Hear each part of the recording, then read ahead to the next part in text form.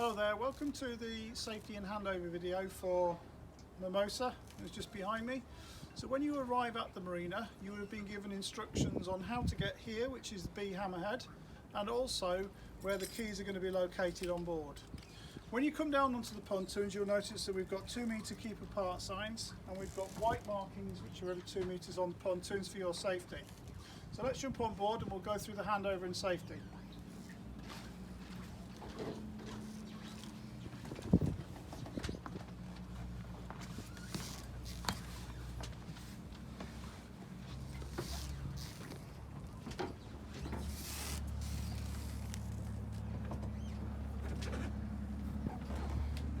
As soon as you get on board, the first thing we've got to do is just make sure we sorted out the washboards.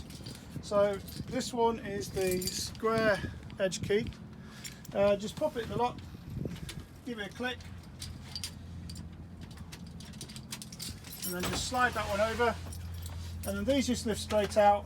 And then the locker, which I've just opened in advance, has got 3 bits of fabric. So the larger one just slots in the one closest to the closure, and then you just take the other ones out. Just to note that if it's got any weather, this bottom one has got a lock on it, so when it's in there this will actually lock in place. So take it out in good weather, but if it's bad weather you're going to need that in just to make sure you don't get any water down below. We'll come back to that in a minute. So if we go down below,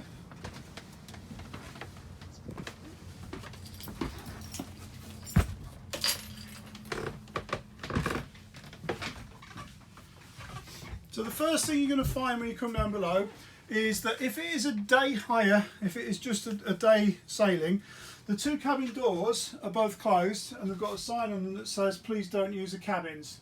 There's plenty of room throughout the saloon to relax if you wanted to have a lay down. If once restrictions are lifted, it's a charter more than 1 day, then the use of cabins is obviously going to be permitted.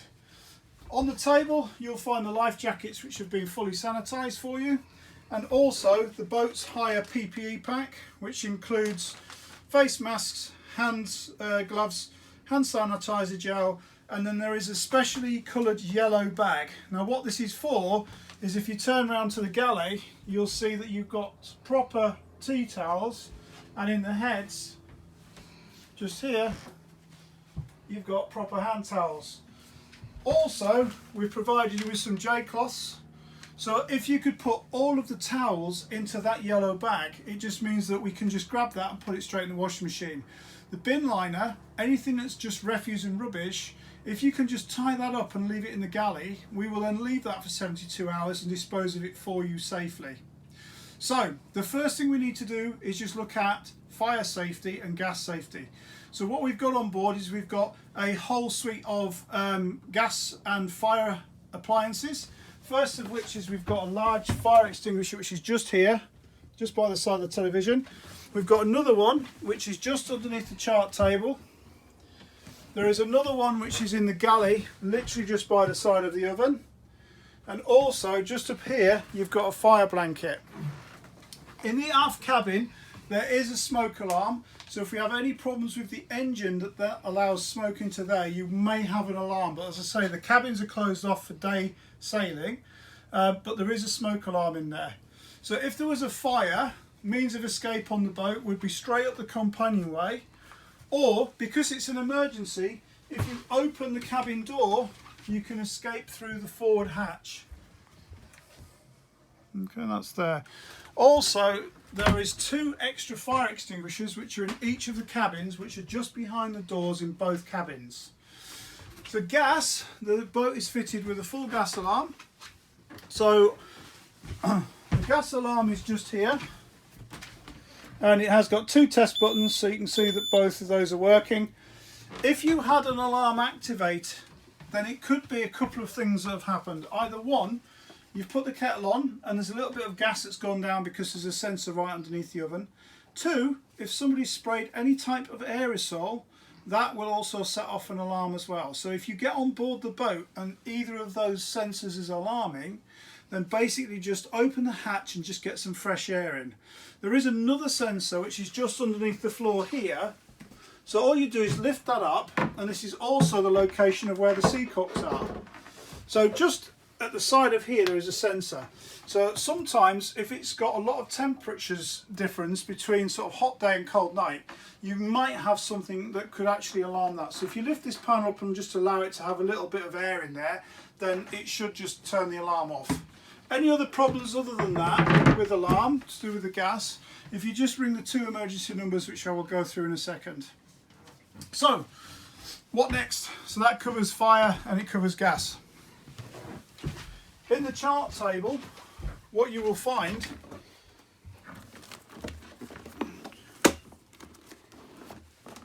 is a routines and instruction manual. So in the routines and instruction manual, it will tell you everything about the boat, and we're going to go through this together now, but just so that you can see this. So all these pages, if you just turn to them, it'll tell you emergency numbers. So there's 2 emergency telephone numbers here for myself and Gemma, so if you need us at all you can ring us. It tells you about the depth. So the depth on this boat is 1.4 meter draft, and we'll go through and we do the electronics what it's reading. It tells you about batteries, battery management, but I'm going to show you that. The most important thing that you really need to look at is this one, which is the essential layout of equipment. So if anything that you don't remember off this video, when you get on board, if you just open this up, it will tell you where all the equipment is on here. Also what it's got is it's got a copy of the boat's inventory, and it goes through start procedures, it goes through gas, and it goes through a crew briefing of the safety on board. So anything that you need to know is also in this manual, which is in the chart table. Also on the chart table, if you're not familiar with Portsmouth Harbour, is the small boat channel instructions. So the boat will be connected to shore power. If you look at this panel here, it's actually turned on, so that this is the shore power 240 volt side, and outlets there is basically all the plug sockets. Battery charger should always be on when the boat comes back and it's on shore power. There's no microwave. The water heater is the only one you're going to need if you're on shore power. If not, it's also heated by the engine. So when you're motoring out and you're motoring back and you wanted to wash up something, the engine will heat it, but also if you needed to, you can turn the water heater on here. Okay. So 12 volt side, what we've got here that you're going to need to know is if it's a day hire, you're not going to need the cabin lights. If it's further than a day, the cabin lights are switched on from there. Again, this is in the routines and instructions manual, so if you did need to know it, you could go into the routines and instructions manual and it tells you about these switches. The ones that you do need to turn on is going to be tank indicator. Right, that tells you how much fresh water you've got, which is just on there, and the boat is going to be full when you pick it up. Water pump, that turns the fresh water on. Okay, sump pump here is for the shower, and that is just down here, and it's got a macerator pump that pumps out the water and sorts that out. There's a blower which just puts some fresh air through the engine bay. Stereo doesn't do anything. The other ones here is your navigation lights, VHF radio, and then the 2 here which say autopilot and GPS is to turn on the actual main navigation equipment, which we'll go through in a minute. So batteries on board. So the battery isolator switch is underneath the chart table, so we just come down here, and if you can see that, it's marked. So it says domestic, engine 1, and emergency start only, which is up for both. So it should be in the domestic side, which is at the moment. If you just leave it like that, there'll never be a problem with the boat because it won't use the engine side. If there was a problem with the engine start battery, you can switch it to the both at the top, which will allow the engine to be started. The boat is fitted with 2 domestic batteries and 1 engine start battery. Best thing to think about when you're looking at the use of electric on board is the lights and everything else. If somebody accidentally turned one of those on because this was turned on here, it's quite easy to drain it. So we always say that if you're going to be out, maybe on anchor for a long time, running the fridge, if you put something in there to charge a phone up in a 12 volt socket, just check it. There is like a little voltmeter here, and just make sure that that's not dropping down. If it is, just run the engine and just give it a charge, because the engine will run it up as well. just next to the chart table here, you've got searchlight, but obviously for day high you won't need that.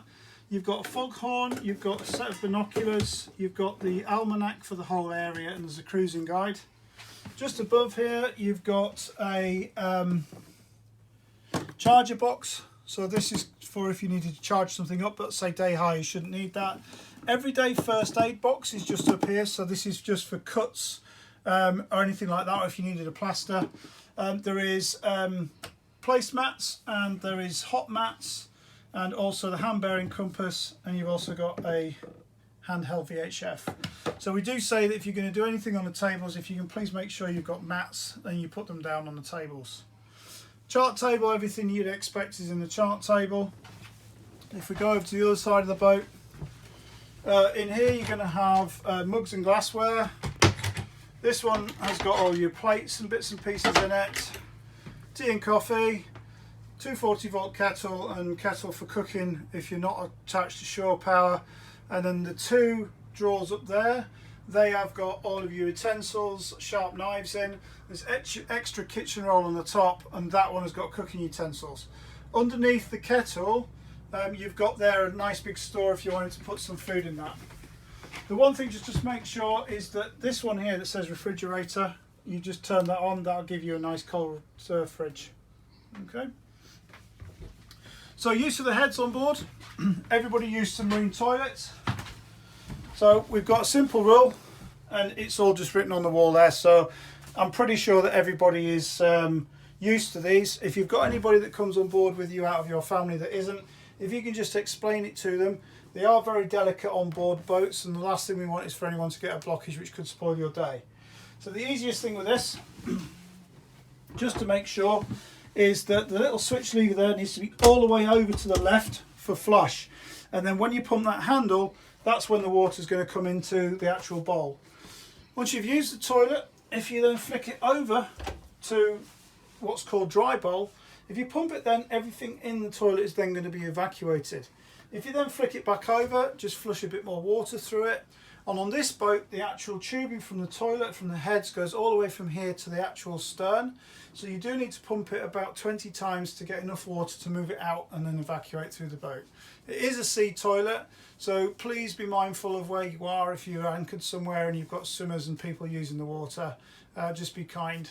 So that's the heads. So safety equipment on board, gone through where that is, and I've shown you where the gas is. The only things you really need to remember about what's in here is that underneath the seat forward in the saloon under there is where the actual toolbox is kept. There is also a spare impeller and everything which is under there. Under the main seating here is where the actual grab bag is. That's got a category C first aid kit. That is for emergencies only. So that's when the boat goes further offshore, and say day hire you shouldn't need that. Behind here you've got some plastic glasses for if you're underway, and there's also some bowls and little bits and pieces. The one just by the engine compartment here is marked first aid kit. So in here you're going to have the big green first aid kit. So you've got an everyday first aid kit which is up on the shelf. Anything more serious than that, you've got a big green one that's just here. Also in here there is your winch handles, so all your winch handles are in there. There's a sail repair kit, but you shouldn't need that for a day hire. If it's a lot longer, if it was a hire that longer, you have got the sail repair kits and things in that. So that's where the main first aid box lives. In the galley, if you want to use the oven, I'll show you when we go out on deck where the main gas isolation switch is, but the gas switch for the oven is actually underneath it. So if you just come around here, I'll show you where that is. So if you have a look under the oven, what you'll see is a little gas tap at the back. That is the gas tap to turn it on. It's right in the middle, just at the back. Right, so that's it there. So all you need to do is just flick that round, and then that will turn the gas onto the oven. And then in the cupboard, in the drawers here, you'll find there's a lighter. Just in this one, which is just next to the sink, what you'll find in there is cleaning things and also some more cooking utensils. There's antibacterial spray, which is just by the side of the sink, just here, for your use. And also in both the galley and in the heads we've got antibacterial hand wash, just to follow instructions. If you want to remind your crew, we've got posters on all of our boats which are just up on the bulkheads, which have got just some basic tips and hints on there. So that pretty much covers us down here. So what we'll do is we'll just go up on deck and then we'll talk about engine start procedures, what we're going to do with that, where all the safety kit is, and then run you through some navigation, and then we'll talk about sails setup and then how we exit the marina. One thing just to mention is if it's a day hire, then the engine will have been checked for you, because we want to make sure that you can get out on the water as quickly as possible. If you wanted to check it yourself, the engine in this boat is quite simple to get to. It is mounted backwards, which is one of the features of the Legend. So it's got a little clip that just uncuts from that. If you lift the top step and then just pull forward, you'll see the engine space behind here. So immediately you can see that we've got the strainer there, so you can check for water and if there's any debris, if you picked up a bit of seaweed. There's a coolant tank which has got the levels on the side of that. If you wanted to gain access to the dipstick for the engine oil, you'd actually need to go into this cabin here and then go around the back and then just remove the plate which is by the mattress. That just pulls forwards and that allows you access to check the belt and the oil. But on a day hire we'll have done that for you, so there should be no need really to touch the engine unless something happens when you're actually out.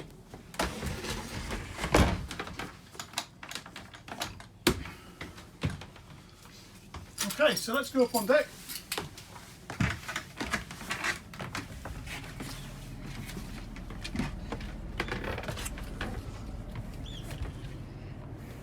So we mentioned about gas when we were downstairs. So if you lift up this locker here, you'll see that the main gas isolation tap is there. So when you would come to the boat, this is going to be off. So to turn the gas on, you just need to turn that tap. So day hire, the gas has been checked, so you shouldn't need to change the bottle. If anything happened with that and you did need to, there's another bottle next to it. Safety equipment on board then. So what we have is we've got the man overboard equipment. So this is a horseshoe with 20 metres of floating line. And on this side we've got a second horseshoe which is just on its own. The Dan buoy on the boat is an inflatable type. This one you just take off the bungee strap, push it off the back of the boat. It's got a little piece of string that automatically pulls a pin and it will inflate, and it's got its own drogue. So day hire, hopefully in the Solent we wouldn't need anything like that. If it's further, then that's the safety equipment for our man overboard problems. This side, lift this one up. The boat comes with 8 fenders, so you'll find that might be a couple of fenders that are not being used at the moment, just because we've got enough for both sides of the vessel. In here you've got an extra line if you wanted to rig a preventer, and I'll show you about that when we go up on deck. There's also some extra shore lines, and if you went anywhere that you needed to do an extension of the shore power cable, there's a shore power extension lead in there as well. Okay, so that's in that side.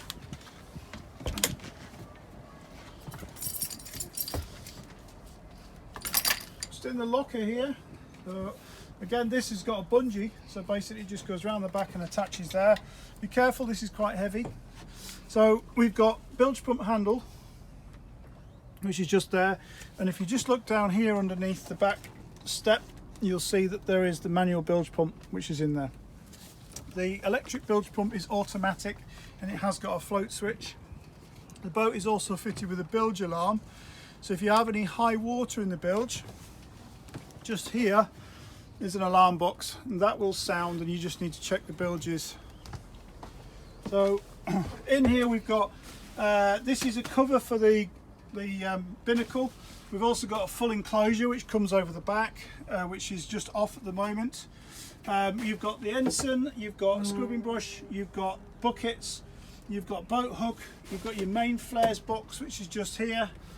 Also there's an emergency kedge anchor which is underneath that, which is the big white rope. The anchor's underneath here. You've got more fenders. There's a bosun's chair for if you needed to go aloft, but hopefully you won't need that either.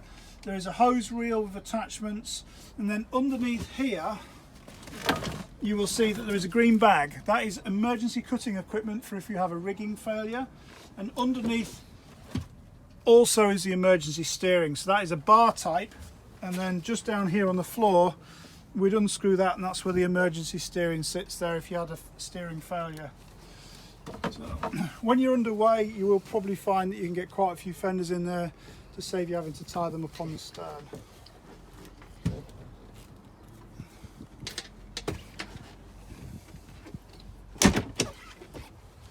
Okay, so safety on deck, you've got jack stays that run in both sides. In the saloon area, just by the side of the chart table, if you pull the seating forward, there is a bag in there which has got safety lines. So if you're out and you do feel that you need a safety line, or one of your crew wants a safety line, they are on the starboard side of the saloon, literally just behind the backrest, right by the chart table. So you just move that cushion forward, you'll see them in a little bag there. You've got 8 on board, which is more than enough for what you're going to need. So safety equipment in the cockpit. Just up here we've got ropes, so you've got everything marked. So you've got the reefing lines, the vang and everything else. The easiest thing with this boat is just to undo both wings of the spray hood, and then very gently just put the spray hood down and then just attach the strap over to secure it. You can sail with the spray hood up, it's really down to your own preference. Some people like it down, some people don't. The boat should be left at the moment without any reefs in the main, so it should be clean for the main to go all the way up to the head of the mast. On this side, just want to point out, is the one that says uphaul on here is actually the main halyard. Your main sheet is on that side of the boat. Okay. So one of the buttons on the 12 volt downstairs is in silver, which says windlass. So when you're doing any anchoring manoeuvres, you need to have the engine running, because obviously the windlass is going to use quite a lot of charge. And we'll just walk up to the bow and I'll show you about the anchor, and then we'll just come back and we'll do some bits about the engine start procedures.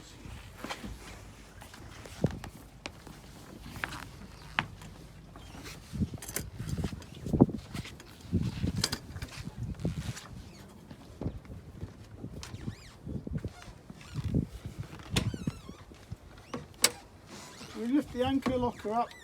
Again, there's a bungee strap. If you just put that over the top and just attach it, and then you've got a safety line. So when you're anchoring, you just need to detach it from the shackle. And with the windlass energised down below and you've got the engine running, it's quite simple. All you need to do, there's nothing to do up on the bow, is you just got an up and down on the remote control.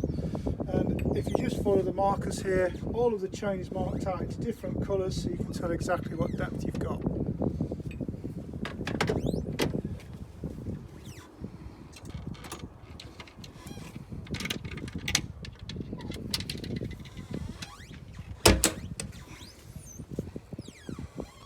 Just to point out, actually, the water filler is in there, so if it's a day hire, when you bring the boat back, we will obviously top that up and check it and make sure it's all okay. If it's longer than a day, once restrictions have lifted, that's the way you fill it up, and I'll show you the tank indicator when you're down below. Okay, so that should cover the safety side. The only other thing to point out on the way back is that the boat is fitted with a life raft.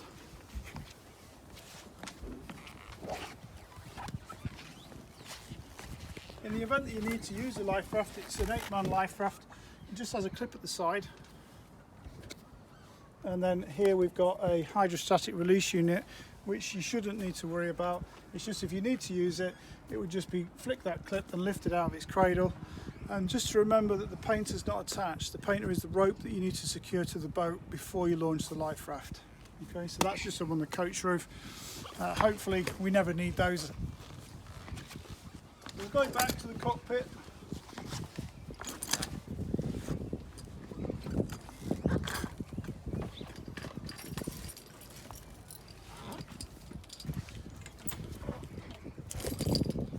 So engine start procedures. So like I said, if it's a day hire, the engine check will have been done for you. This boat has just literally had a fresh engine service. So it's the Yanmar key, which looks quite strange. And all you do is you just slot it straight into the slot there. Now if the boat is cold, then you just need to go to the left, which is glow, for 10 seconds. So that just allows it to glow. And then back to the off position, and then on it'll beep. Okay. And then turn it full right, and the engine will start. Okay. If it's a little bit difficult to start, what all of the yachts have got is an advanced throttle. So what you would need to do is press in the centre button there, push that forward. That would allow the revs to increase without engaging the gearbox. Okay, so that would just warming the engine up. Best place to warm the engine up is probably just over 1,000 revs. Obviously when you start the engine, what you would do on this boat is look over the starboard stern, and you can quite clearly see and hear the water exit coming out of the boat down there. Okay, so that tells you that the boat's raw water system and the cooling side is fine. Right, so once the engine's warmed up, if you're using the advanced throttle, if you just bring it back to the centre and give it a wiggle, that'll disengage. Now if you push this forward, that's now engaged forward thrust. So just check you got forward thrust and the stern thrust, and then back up to the centre, which is neutral. So that's the engine start procedures. You've also got the fuel gauge there. So on a day hire, all we ask is that what the fuel gauge is reading, you have a look at that in the morning. If you motor around, if it's a day where there's not a lot of wind and you're motoring around a little bit, or you use the engine for motor sailing, if you can just bring the boat back with the same level of fuel at which you took it with. So to turn the engine off, all you need to do is press the stop button there. Make sure that this is in the on position. So just press stop, the engine will stop. If you left it like this, it will beep at you. Turn the key to off and then remove the keys. So that's the engine start and stop procedures. Talking about fuel, there's two places to actually go and get fuel in the boat. So if you go over towards Cowes, you've got Cowes Fuel, which is on the Medina. It's just past the chain ferry. Very great, very nice. So all you need to remember is when you take the diesel filler off, which on this boat is just over here by the winch, please make sure that when you unscrew this, it just lifts up, that you have your hand there so you don't lose the top of this. So that literally will just undo, and just make sure that that is put somewhere secure. They have small chains, but most boats, the chains break off after a few years. When you put fuel in this boat, all we ask is, in the gas locker, just add a little bit of fuel set. So all you need to do with that is just undo the top, squeeze the bottle, and it just puts a little bit in there, and then just top that into the diesel tank just before you put in the fuel that you've used. And that's just in the gas locker. If you don't go to Cowes Fuel, if you go down past the green lightship of Haslam Marina, the next marina along, which is Premier Gosport, you'll see Gosport Fuel, and that is an automated. So when you pull up alongside, that's why we provide you with PPE. Please make sure you're wearing gloves if you're going to touch any fuel hoses. And then once you've done that, if you take the gloves off and make sure that any PPE that is used, you dispose of it in the main bin, and then that's sealed when you come back, and I'll say we'll dispose of that safely for you. So the two fuel areas is going to be either Cowes Medina just past the chain ferry, or if you go past Haslam Marina, there is a fuel berth which is just on the port hand side of the harbour, the left hand side, just literally past the green ferries that run across the harbour. You can't miss it. Okay, so we'll do quickly how to turn on navigation equipment.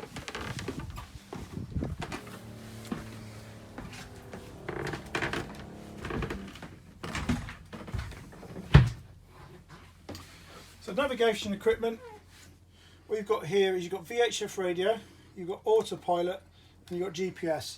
So if you turn all three of those on, the main VHF set, if you've got something on deck, you need to use a handheld. But if you just press and hold the volume power button there, so press and hold that in, and it'll turn on.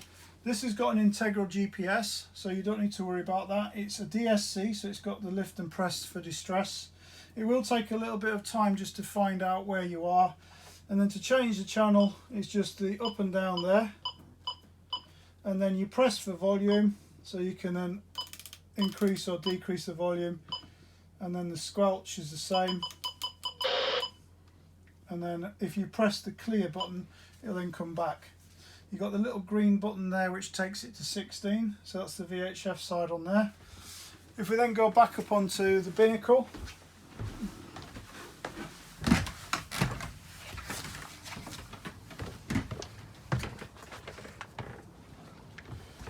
we've got three covers.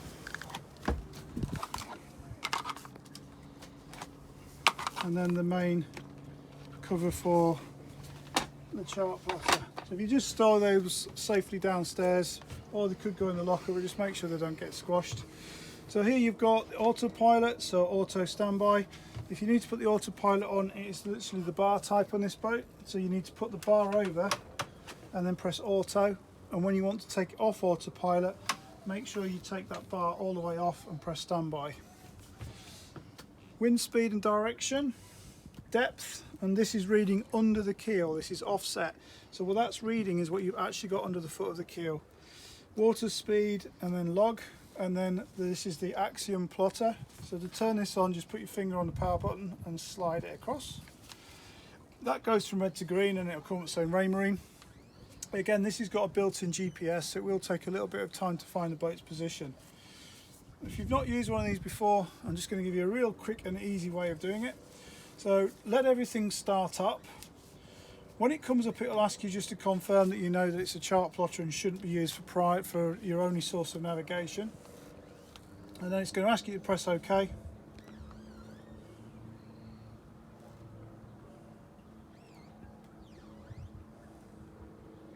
Takes a minute, so that's the screen that comes up. So you just press OK on there, and then where it says chart, just press chart.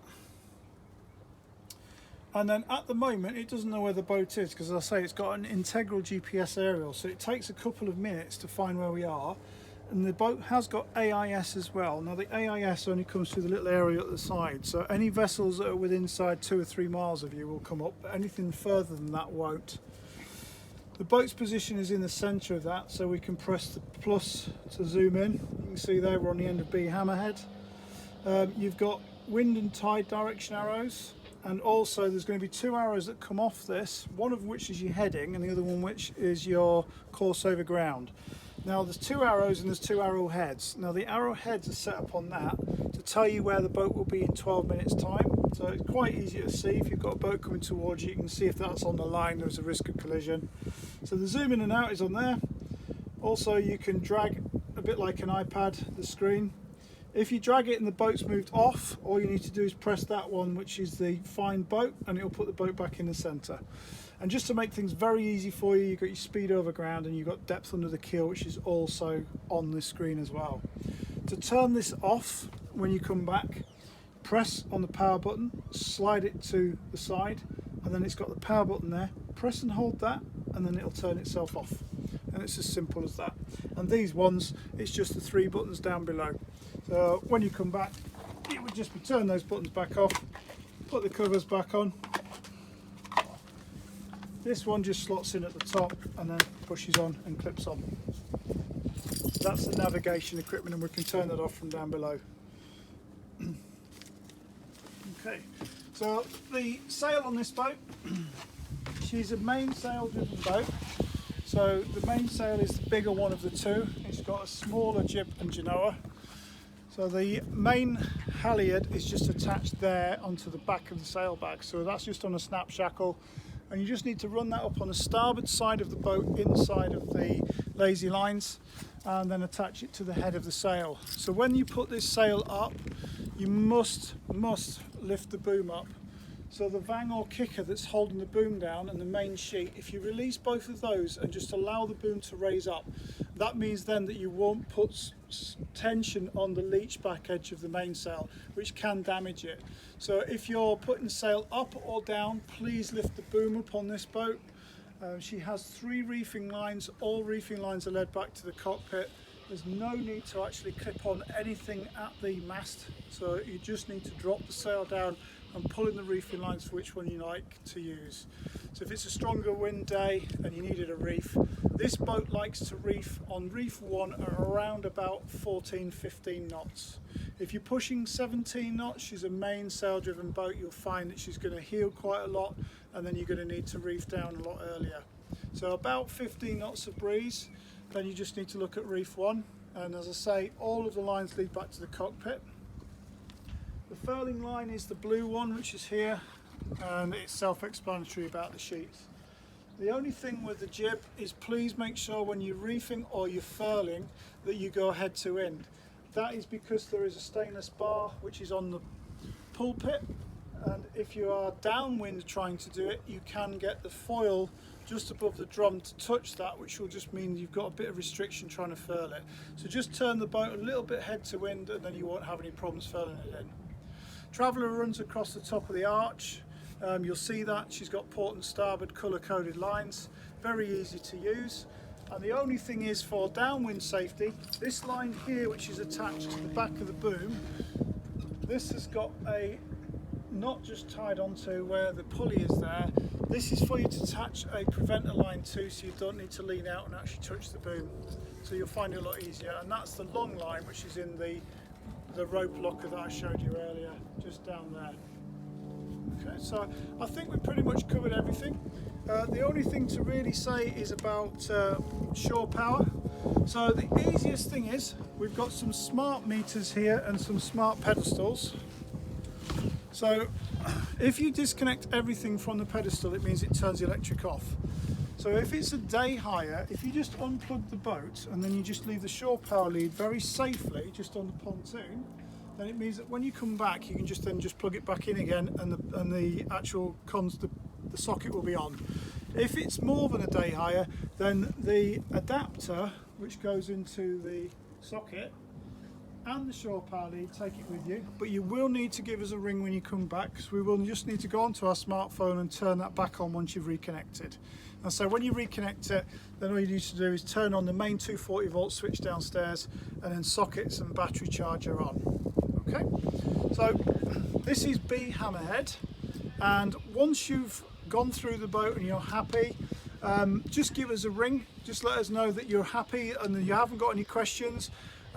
We can do FaceTime video, we can do WhatsApp video, we can do Messenger video. So if there's something you want to show us live, you can show that. In the last scenario, if we did need to come on board, then we'd come down, but it would only be with the skipper. All the crew would need to be socially distancing on the pontoon, and we will be wearing face masks and gloves, just to make sure that you are okay if there's something you haven't understood through this video. So the exit of the marina is really simple. You've got all of this part of the water space here, which is the end of the hammerhead. And then if you look further up there, you'll see that there is a green tower. So that is the exit and entry into our marina area. So when you move off from the pontoon, if you take the boat safely, that's called Hasler Creek. In Hasler Creek, you'll be able to sort out all of your fenders and lines and just get the boat ready. You've got all of the space from that green tower all the way down to the green lightship. It's also a good area if the wind is in the right direction to put the mainsail up, or you can wait until you're outside of the harbour. So I hope that's okay. I hope that's easy enough to go through. Sorry it's a bit of a long video, but we need to do it this way at the moment. And last thing to say is that we wish you a really, really good day out sailing or boat hire with us, and thank you very much.